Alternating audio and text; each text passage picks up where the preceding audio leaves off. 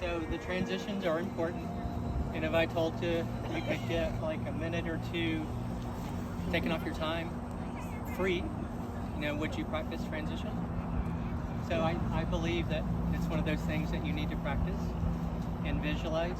And so once I have one races I replaced and races solely on the strength of my transition, where my closest competitor outswam me, outbiked me, and outran me, but I out-transitioned him.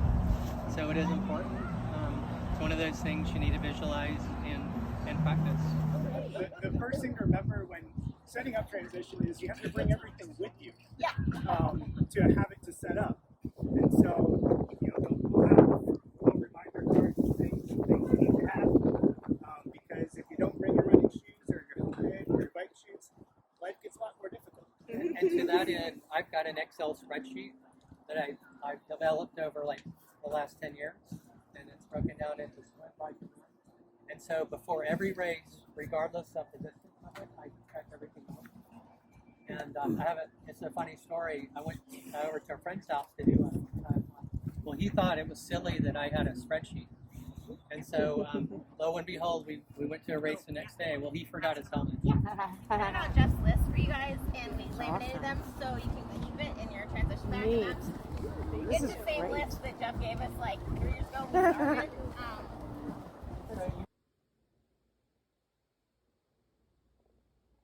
They're organizing their equipment on piles. I would find a smaller tile so that you're not encroaching on other people's area, but maybe like 12 by 24. The way that makes sense organizationally at least for me, is to have things in order of the events you're going to do. So they're right in front and ready to go. So that's where, Brittany's side and my side, we get, the shoes and helmet and everything laid out. Something that Brittany's had to always check for me is that making sure my footing is in the right position. That we can do it the fastest. I mean, you can set up your transition stuff and just kind of lay it all down in a pile, but the extra couple of seconds it takes you to pick up your helmet, figure out where it is, turn it around and put it on your head and then go, you're wasting time. So making sure it's unbuckled, flipped upside down, so all you have to do is put it on.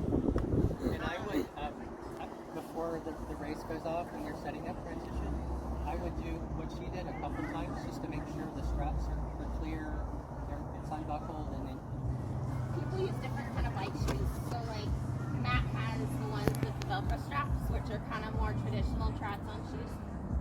I'm a little more comfortable with, I just have BOAs, which click and then spin. So if I'm getting ready before the race, I don't want to go through all that process, so I make sure that I've got it clicked down just enough so that all I have to do is slide my foot in, 2 turns, and I'm done. So I always wear socks because of the race shoes I wear. It's easier to get my feet in, but some people race without socks. And something, if you are racing without socks, definitely want to practice before. That's only kind of for shorter races. You probably would want to do like, I know someone said they're doing an Augusta, and coming up, that would be definitely a sock race. Probably, if you are going to do a sprint and you don't want to bother putting on socks, I know you do baby powder to help get your feet in. Baby powder in your shoe, but I don't use socks until I get to a half Ironman, and then I will wear socks. I put baby powder in my sock, and it's easier when you get out of the water when your foot is wet. Oh, that's a good idea. Wear a wetsuit with the timing chip underneath the wetsuit, because that will save a lot of hassle when you're trying to take it off. You will have, when you go to Red Hills, you'll get a chip that has, that's what times you, and you'll have Velcro on it. And obviously, if you if you have a wetsuit on and you try to take it off and it's stuck on your ankle, that's not awesome. So you just always tuck it up underneath. And I'm always paranoid mine's going to fall off, so I just use a little safety pin and secure the Velcro. That's another good tip.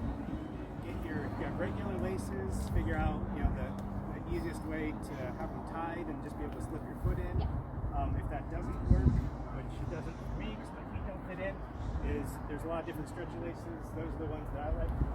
So it's something called Caterpie, but it's stretchy.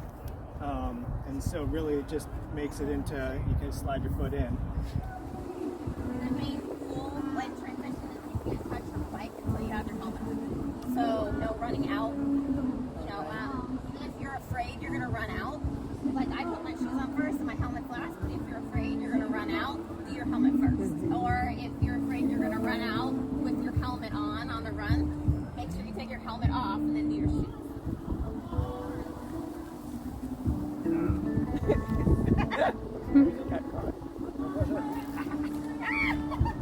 So this is something you can practice on your own, and it helps to have someone time you, just to get a baseline and then see if you can improve on that time.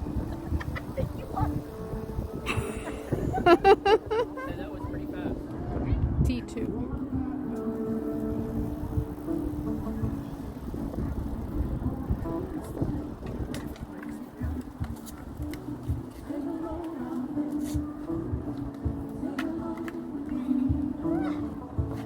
Notice that Matt sat down, Brittany didn't.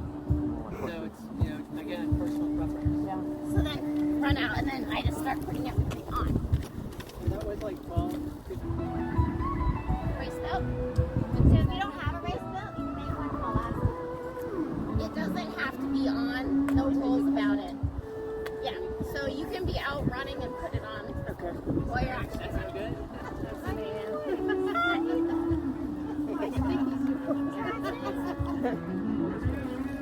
And then I start putting all my snacks in my pockets. Cool.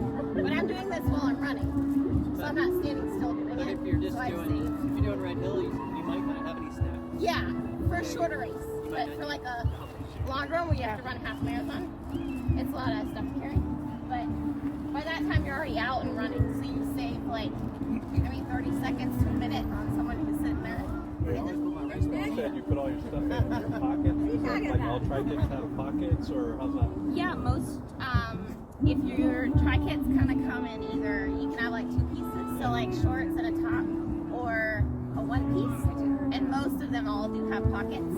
Matt actually he brought his race kit, so you can see.